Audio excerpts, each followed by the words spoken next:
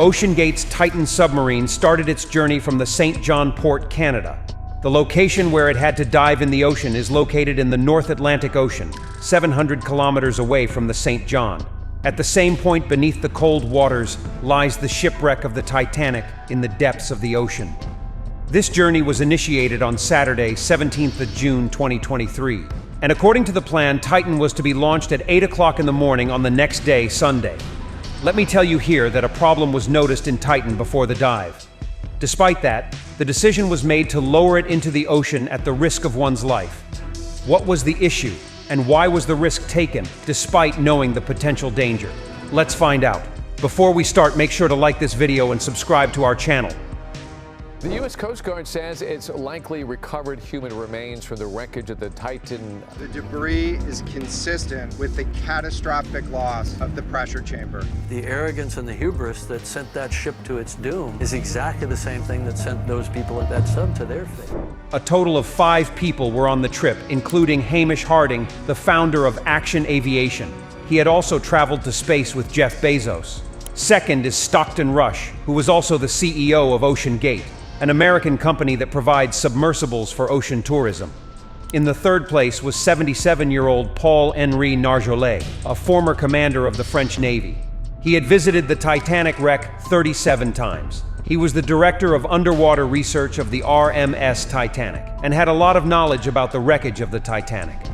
And finally, Pakistani business tycoon Shahzada Dawood, along with his son Suleiman, was a part of the same submarine. On 17th of June, before the dive, Hamish Harding had made his last post on the internet. He said that their dive has been delayed due to severe cold weather. Tomorrow morning, when the weather will be better for a while, we will dive. These 5 people were going to see the wreck of the famous Titanic to fulfill their passion. After sinking in 1912, efforts to find it continued for the next several years. But due to the harsh conditions of the Atlantic Ocean, this task was not so easy. Then, in 1985, finally, the wreckage of RMS Titanic was found on the ocean floor. Titanic had left so many questions behind that it was time to find the answers. Dozens of expeditions were arranged, in which experts and researchers from different countries visited the Titanic shipwreck.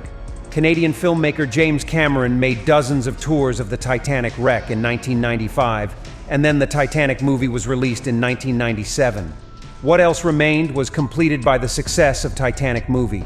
It created such a sensation that now visiting the Titanic's wreckage has become a dream for millions of people themselves. It means that this achievement is not limited to just research anymore, but tourists have also started going to the shipwreck site. It is said that going to the depths of the ocean is even more challenging than traveling to space, and the biggest reason for this is the pressure of water.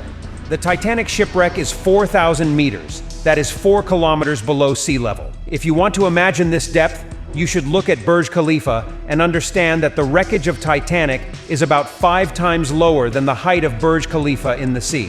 The water pressure at this depth is 5,800 psi. This would be the same pressure that not on the entire body of a human being, but only on a 1 square inch an entire elephant were to be placed. So now you can estimate how many square inches there will be in a submarine and how much pressure will be exerted on it. Well, Sunday 18th June 2023, the submarine journey started at 12 noon. Normally, it takes about 2 hours to reach the Titanic, but after an hour and 45 minutes, the mothership Polar Prince, which was waiting above, lost contact with the submarine. If it was supposed to take 2 hours to reach the Titanic, losing contact just 15 minutes earlier indicates that the submarine had already gotten quite close to the Titanic. It is impossible for sunlight to reach this depth of the ocean. And here, there is always extremely intense darkness. It is normal for the wireless signal to break at such a depth.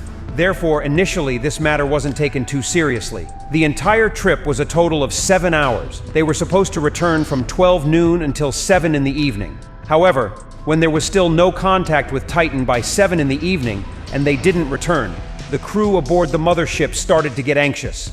Canadian research vessel Polar Prince started searching for Titan. At 9:40, they contacted the U.S. Coast Guard and asked for help. The next day, Monday, U.S. and Canadian ships and planes started a proper search operation in the entire area. They continued their search, not only on the surface of the sea, but also underwater with the help of sonar scanning. Commercial vessels in the area were also instructed to keep a vigilant watch. The search continued for the next 2 days, but there was no trace of Titan found. But then, there was a glimmer of hope. On Wednesday, 21st June at 6 in the morning, the search team heard some noises from the depths of the water. These sounds were heard with the help of underwater radars. Immediately, ROVs were sent in the direction of the sound, but this time too, there was no news of Titan. Now the fear of losing Titan forever was growing stronger, because the amount of oxygen in the submarine was only for 96 hours or 4 days, and by that time, 3 out of 4 days had passed. But the search teams of US, Canada, and France did not give up. On Thursday, 22nd June at 12 noon, ROVs were sent to the wreck of the Titanic. What was seen there was truly a heart-wrenching sight. At 3:48 p.m., the ROV that had approached the wreckage of the Titanic saw part of the Titan's tail lying only 1,600 feet away from the Titanic. Who went to see the wreck of the Titanic?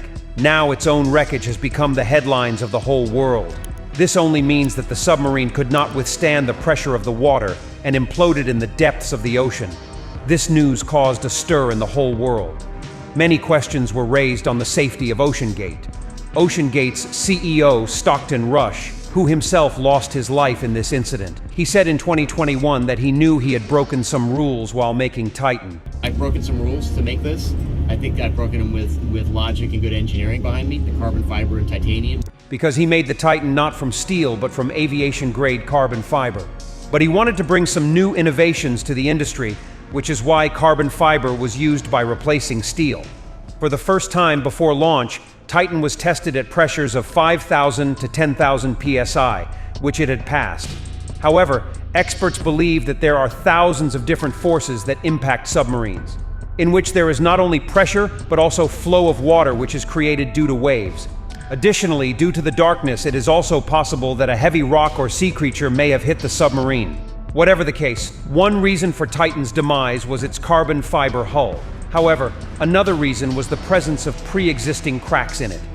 Yes, in 2019, the Titan submarine also carried a businessman named Carl Stanley, and at that time too, it was being operated by Oceangate's CEO. Carl mentioned that during that trip, as they were descending, he heard a cracking sound coming from Titan's hull. At one point, I was actually even able to drive this submarine towards deeper water by the sound of the cracking getting louder. At that time, he didn't pay much attention to that sound because he had full confidence in Oceangate's CEO, who had designed the submarine himself. But after the accident, he told CNN that the sound might have been a warning that the Titan's body could not withstand the pressure of the water. If this is true, then there is no doubt that cracks had started to develop in Titan's hull beforehand. In 2018, an Oceangate's executive spoke out against Titan's carbon fiber body. Their statement was that this issue would only become evident a few milliseconds before the implosion of the submarine, and in reality, that's exactly what happened. At the depth where Titan imploded, experts believe that it would have taken only about 0.3 seconds for it to collapse. If you found this video informative, you can click here to watch the video on Titan, in which we tell you the entire story of the Titan from start to finish. Thanks for watching, and be sure to subscribe to our channel for more exciting videos.